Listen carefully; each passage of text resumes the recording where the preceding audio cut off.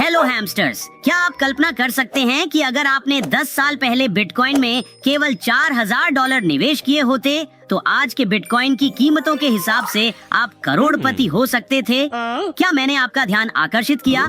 आज हम ट्रेडिंग की मूल बातों के बारे में बात करेंगे, दोनों स्टॉक मार्केट में और क्रिप्टो की रोमांचक दुनिया में। हम ओजी ट्रेडिंग से शुरू करेंगे। हाँ, स्टॉक्स या जैसे कूल बच्चे कहते हैं stocks. Investing in stocks is a great way to make long-term profits. Okay, let's go. Step 1, शिक्षा। बिना सोचे समझे ट्रेडिंग में न जाएं। थोड़ा समय निकालें और इस बारे में जानें। ए, शेयर बाजार कैसे काम करता है। बी, निवेश के प्रकार, शेयर, ETFs, म्यूचुअल फंड्स। और सी, बेसिक ट्रेडिंग रणनीतियाँ, मार्केट टर्मिनोलॉजी का संक्षिप्त विवरण और शेयर चार्ट को कैसे पढ़ा जाए। ये कुछ अन्य चीजें हैं जो मददगार हो सकती हैं। उसके बाद लक्ष्य तय करने का समय है और विशेष रूप से आप कितना पैसा कमाना चाहते हैं। मजाक जैसा लगता है, लेकिन हम पर भरोसा रखें। और आप कितना जोखिम लेने के लिए तैयार हैं? क्या आप सब कुछ खोने का जोखिम उठा सकते हैं? इसमें हमेशा जोखिम होता है।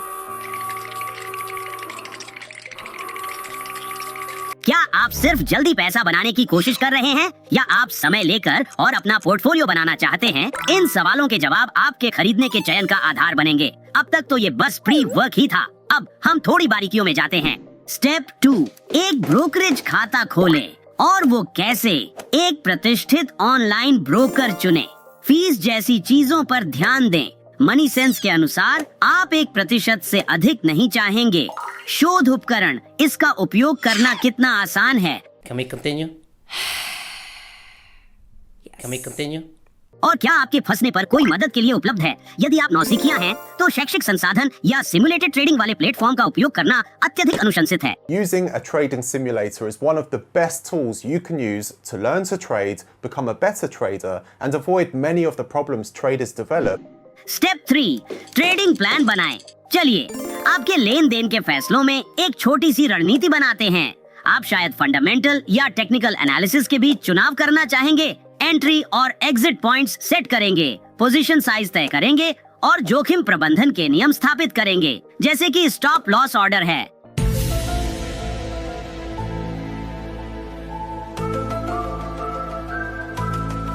अगर ये मुश्किल लगता है तो नौसिखियों के लिए एक अच्छी रणनीति अक्सर इंडेक्स फंड्स को डाइवर्सिफाई करना होता है, जो बाजार के बड़े हिस्से का प्रतिनिधित्व करते हैं और जिसमें हर महीने एक ही राशि निवेश करनी होती है। सैद्धांतिक रूप से यह बाजार के समय को समाप्त कर देता है और निश्चित रूप से इस स्टैटिस्टिक का उत्तर देता है कि औसत व्यक्तिगत निवेशक वास्तव में हर साल मार्केट इंडेक्स से 1.5% कम प्रदर्शन करता है। इससे पता चलता है कि आसानी से पैसा कमाने जैसी कोई चीज नहीं है। और स्टेप 5, अपने पैसे को काम पर लगाना। छोटे छोटे हिस्सों में उस पूंजी से शुरू करें जिसे खोने का आप जोखिम उठा सकते हैं, ताकि आप अनुभव प्राप्त कर सकें। पहले सुरक्षित निवेश विकल्पों पर विचार करें, जैसे कि ब्लू चिप स्टॉक्स, प्रसिद्ध और लाभदायक कंपनियों के स्टॉक्स, या एक्सचेंज ट्रेडेड फंड्स या ETFs, जो कि स्टॉक्स या बॉन्ड्स जैसे निवेशों का समूह होता है। एक बार जब आप इसे समझ जाते हैं तो आप अधिक साहसी फैसले ले सकते हैं। और बस यही है मूल बातें। अब गियर बदलने का वक्त है, या हैमस्टर्स के लिए पहिए बदलने की समय। ठीक है, ये ज्यादा हो गया। ट्रेडिशनल ट्रेडिंग और क्रिप्टो ट्रेडिंग के बीच कुछ समानताएं हैं, लेकिन निश्चित रूप से कुछ अंतर भी हैं। क्रिप्टो ट्रेडिंग के लिए यहाँ 5 आसान से स्टेप्स हैं। चलो शुरू करते हैं। Let's go.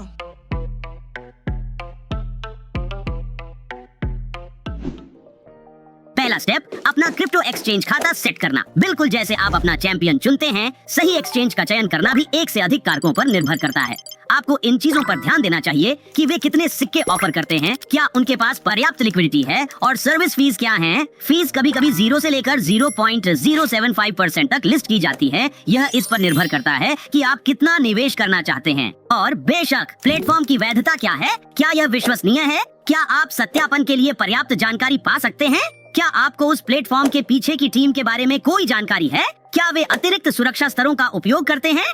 ये सब कुछ महत्वपूर्ण है, क्योंकि आप अपनी मेहनत की कमाई इस प्लेटफॉर्म पर सौंप रहे हैं।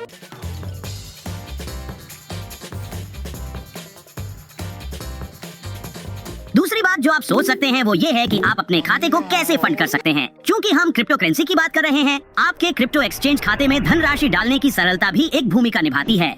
दूसरा स्टेप, अपने खाते को फंड करना। जैसा कि मुझे यकीन है कि आप जानते हैं, पैसा बनाने के लिए पैसा लगता है। कुछ प्लेटफॉर्म पर मिनिमम डिपॉजिट का नियम होता है, तो इसलिए भले ही आप छोटे स्तर से शुरुआत करना चाहें, याद रखें कि यह पूरी तरह से आपके ऊपर निर्भर नहीं हो सकता है। समय है कुछ निर्णय लेने का।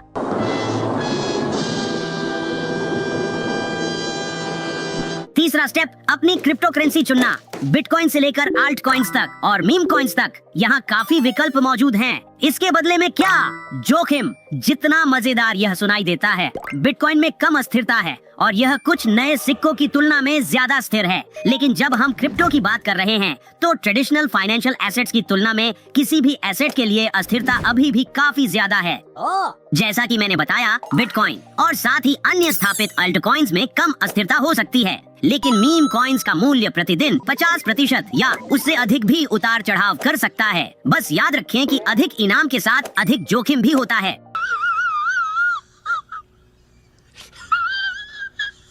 तो जब शक हो तो सलाहकार अक्सर संतुलन बनाने का सुझाव देंगे। जाहिर है, केवल सिक्के चुनना ही काफी नहीं है, आपको जीतने के लिए एक रणनीति भी ढूंढनी पड़ेगी। यह हमें चौथे स्टेप पर ले जाता है। चौथा स्टेप, अपनी रणनीति चुने। एक तरफ ज्यादा मुश्किलें होती हैं, जैसे कि ब्रेकआउट ट्रेडिंग, और दूसरी ओर बाकी आसान होती हैं और इसमें खरीद कर रखना या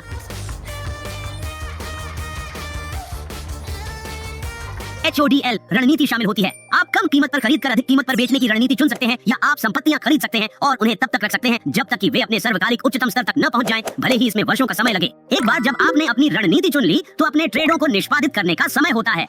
I'm frightened and I don't know what to do. I'm confused and I want to go home.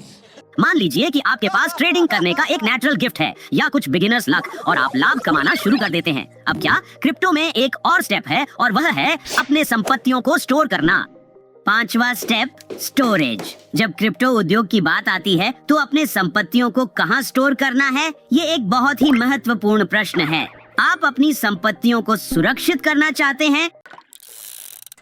Good morning, my darlings. You're coming home with me. और यह सुनिश्चित करना चाहते हैं कि यह सुरक्षित हो। आप अपने संपत्तियों को एक्सचेंज के ऑनलाइन वॉलेट में ही स्टोर कर सकते हैं, लेकिन यह आपके लाखों डॉलरों के लिए सुरक्षित नहीं होता है। अगला प्रश्न जो आप पूछना चाहेंगे वो है हॉट या कोल्ड, कस्टोडियल या नहीं। और अगर आप इस अंतर को बेहतर समझना चाहते हैं और जानना चाहते हैं कि आपके लिए सबसे अच्छा विकल्प क्या हो सकता है, तो हमारे पास पहले से ही इस विषय पर कई वीडियो हैं। ध्यान रखें, चाहे आप कन्वीनियंस के लिए अपने संपत्तियों को एक हॉट वॉलेट में रख रहे हों या अधिकतम सुरक्षा के लिए उन्हें एक कोल्ड वॉलेट में सुरक्षित कर रहे हों, जोखिम हमेशा रहेंगे। आज के लिए बस इतना ही। वीडियो देखने के लिए धन्यवाद। सब्सक्राइब करें और याद रखें, हैमस्टर्स ताकतवर होते हैं। हम सब एक साथ हैं और एक दूसरे के लिए है। बाय।